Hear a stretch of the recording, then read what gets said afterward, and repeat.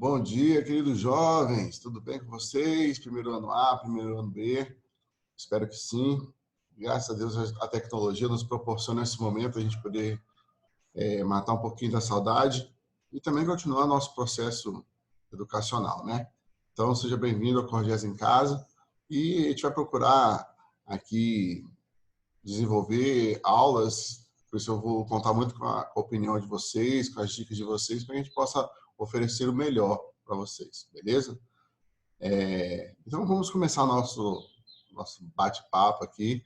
É bom que esse recurso aqui deixa eu usar os slides, então vamos aproveitar aqui para fazer isso, certo? Então, pessoal, eu espero que esse momento seja muito gostoso para vocês, como está sendo assim prazeroso para mim.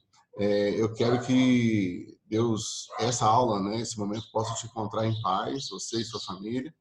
E esse momento de distanciamento aí acabe logo, para que a gente possa se ver, fazer bagunça no corredor da escola, né, trocar ideia, abraços, né, sorrisos. Isso é muito, muito, muito, muito importante. Né? Mas por hora é esse. A gente tem que viver esse isolamento social e a gente vai cumprir isso aí.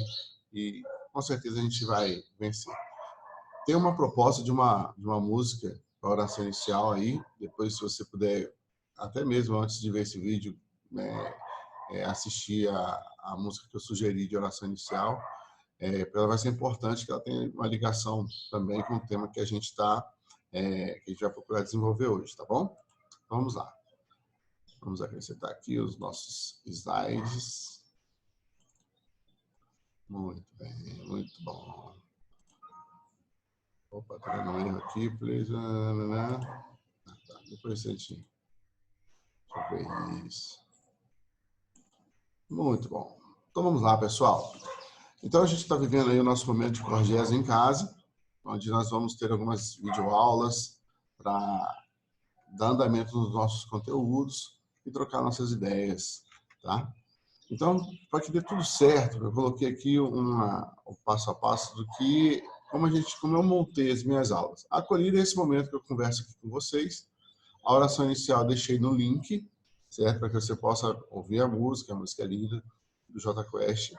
A introdução é relembrando um pouco do que a gente já conversou na sala de aula.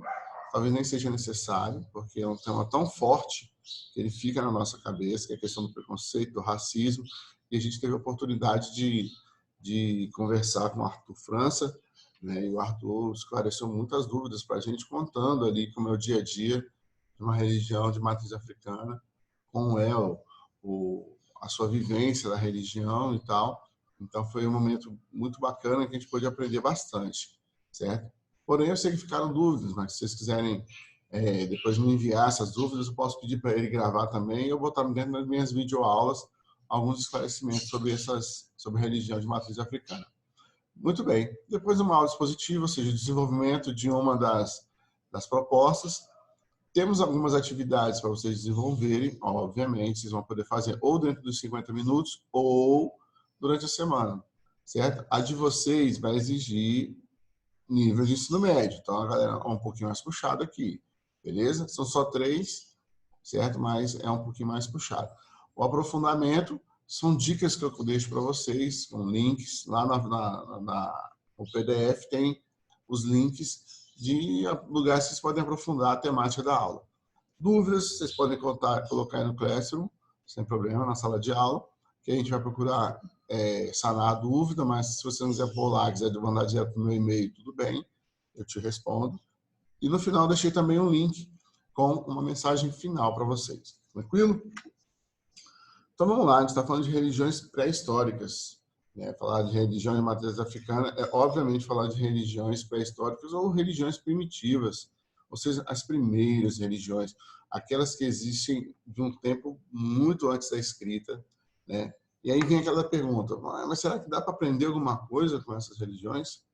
Bem, com a experiência que nós tivemos com o Arthur França em sala, né? E com a minha experiência eu posso dizer que sim. Problemas tão atuais vêm de tanto tempo que chega a ser inacreditável, certo? E a gente vai ver hoje aqui a nossa situação aqui da história do Deus Caang, da grande árvore, prova isso, certo? Então, sim, a resposta é sim, é possível e dá para aprender muito com elas. Bem, galera, falar de religiões primitivas sem passar pelas pinturas rupestres seria aí de uma estupidez muito grande. Claro que essa é uma área do pessoal de artes, da história da arte, que aí o professor Kobe e a Thaís são os professores que têm maior domínio sobre esse assunto, mas a gente sabe que são registros de povos muito antigos que vêm muito antes da escrita, certo? Então, eles registravam o seu dia a dia, né, nas paredes. Acredita-se que tem um lance de magia, porque desenhava-se do animal que ele iria caçar e tudo mais. Então, para poder desenvolver um forte poder, uma magia sobre aquele animal, ele já fazia o desenho antes, já se preparava para poder ir para a caça, né? E vocês vão perceber que os desenhos mostram os animais sob a perspectiva que ele vê. Isso é o mais interessante, né? Mostra isso no seu modelo de caçar, guerra, luta, e tudo isso fica expresso aí nesses desenhos do dia a dia do povo lá mais primitivo. Então, eles são importantes para a gente, para abrir a aula, né, também, e saber que a história não é o hoje, só o hoje. A gente vem de um passado muito remoto, do qual não pode ser ignorado. E também não pode ser olhado com os olhos de hoje. Querer julgar o passado com os olhos de hoje é uma estupidez, galera. A gente tem que mergulhar nessa história, nessa pré-história que é muito, muito longa, né? E ela tem ali suas divisões e vocês vão perceber que muitas coisas que a gente estuda, ela está encaixada dentro desse tempo. E cada um desse tempo ela tem uma característica própria. Você pode dizer ali que o Paleolítico inferior, por exemplo, era impossível se encontrar algo escrito assim, provavelmente muito difícil achar alguma coisa de escrito, né? No Paleolítico superior, mas no Neolítico, sim, a gente já vai encontrar muita coisa escrita. Como, por exemplo, a história do povo bíblico que sai lá do Egito, fugindo do faraó, e vai andar 40 anos no deserto, acontece nesse período neolítico aí, certo? Então, a gente tem que ficar mais esperto aí, a partir, né, desse período neolítico. Então, a idade dos metais, que também é um exemplo de como o homem avançou, certo? Aqui no 6.000 é antes de Cristo, tá, pessoal? Lembrando que antes de Cristo vem retroceder, tudo bem? Então, aqui, a partir desse período aqui, nós vamos ter grandes avanços, onde você vai encontrar povos aí já extremamente estruturados, com sua própria história e tudo mais, certo? Então, a gente tem que respeitar esse período do tempo para poder entender como isso acontece. Aqui, na Idade dos Metais, aqui, a gente vai lembrar muito lá de Davi e Golias. Davi e Golias estão lá, aí já é menos um pouco aqui de 4.000, né? Ele vai lutar contra um povo que fabricava armas de metal. O Golias mesmo estava todo perequetado lá, né? E aí ele todo emperequetado, querendo lutar contra Davi, que era um magrelinho, um cara que dava de rebanho. Mas ele usa toda a sua habilidade para vencer o grande Golias, está todo revestido de ferro, de metal, mas é derrubado pela habilidade do Davi. Muito bem, vamos seguir em frente. Cara, não existe nenhum povo dentro do nosso mundo, não existe nenhum povo que tenha nascido sem um tipo de crença, algum tipo de relacionamento com a transcendência. Como vocês viram, até a pintura rupestre sujava magia, uma força fora de si para achar que teria poder, domínio sobre o animal. Muitas vezes achavam que tinham poder sobre a chuva, para pedir o sol, né? Para acessar a tempestade, os ventos e tudo mais. Então, já havia uma relação, né? Já desde os primeiros povos, já tem essa relação com a transcendência. Aqui eu não vou botar Deus, porque a maioria dos povos viviam de modo politeísta ou panteísta, enfim, cada um tinha um modo de viver. A gente vai reparar, por exemplo, nas histórias bíblicas que há um confronto entre politeísmo e monoteísmo. É sempre o pano de fundo a maioria das histórias que a gente vai ver no Antigo Testamento. Então, é comum achar evidências de rituais e crenças religiosas já nos povos, né, tidos como primitivos. E tudo isso estava ali para poder influenciar, né, ter poder sobre os fenômenos naturais. Então, muitas vezes se evocava um deus da chuva, um deus do trovão, um deus da natureza, né, para que pudesse lhe ser favorável. Isso já é muito, muito, muito, muito antigo. Beleza. Entre todos esses povos aí, escolhi um para a gente fazer a nossa história do ovo, que é o povo San. O povo San, o Khoisan, também é conhecido assim, ficam lá na parte sobre ariana da África. E eles, por incrível que pareça, ainda agora, recente, no século XIX, ainda faziam pinturas nas paredes para poder ensinar para os mais novos algumas histórias. Ou seja, eles registravam lá e levavam os mais novos para poder contar, né, esses feitos que seus povos mais antigos realizavam. Tanto que, para eles, os povos originários deles, para eles tinham o corpo metade animal, metade homem, né, tinham características assim. E aí eu parei para pensar, se no século XIX ele estava pensando assim, né? Gente, ele é muito próximo de um grande cientista, né, que falou sobre evolução. Interessante, os caras sem pegar no livro também, não sabem ler nem escrever, e de repente tem uma teoria assim, tão próxima, e que eles evoluíram até chegar como são, é mais ou menos incrível isso aí.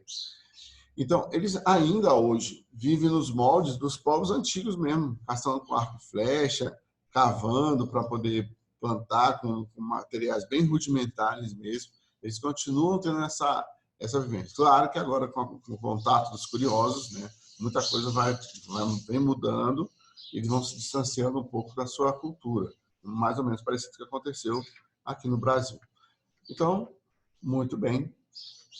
Eles, então, tratam, né, tem uma forma de visão de mundo extremamente interessante, né, onde há dois mundos sobrenaturais. Ou seja, o mundo superior, ele é sobrenatural, não é para todo mundo, certo?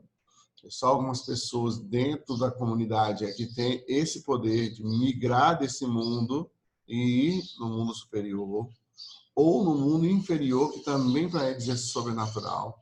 E o mundo intermediário é o mundo que a gente vive, e esses mundos estão entrelaçados, interligados. Tudo que acontece em uma parte desses mundos vai influenciar na outra.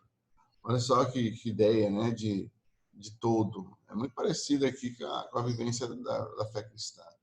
Não que um vai interferir no outro, mas né, é uma ideia muito de longe, porém parecida. Então vamos ver aqui. Na história de hoje, eu escolhi a história do deus Caang, certo? Que é também conhecido como Ku, como Ki, como Tora, certo? E ele era casado com a deusa Dasi, né? E ele se apresentava na forma de um grilo. Grilo não, ali é um louva-a-Deus, certo? E ele também se apresentava de várias outras maneiras, de vários outros animais para o ser humano. Por isso, há tanto respeito do povo, não só do povo San, mas da maioria dos povos, de ter um respeito com a natureza muito grande. A gente viu isso quando o Arthur França falou. Então, há um respeito, uma ligação com a fauna, com a flora muito grande, um respeito muito grande. E tem um porquê de tudo isso, e obviamente a gente vai ver uma das histórias aqui, dos mitos criacionais deles, que nos traz alguma mensagem para o dia de hoje, certo? Então vamos lá. A história é a seguinte: o deus Caang, né, criou o homem e os animais, e eles viviam na parte de baixo da terra. E lá eles viviam de maneira harmônica, uma harmonia perfeita. Não havia problema de um animal atacar o outro ou atacar os homens. Não, eles viviam no paraíso, né? Viviam em paz, viviam tranquilos. Porém, ele um dia permitiu que eles saíssem por uma árvore muito grande, com raízes profundas, que eles saíssem e pudessem ficar no mundo intermediário para sentir os raios solares, né?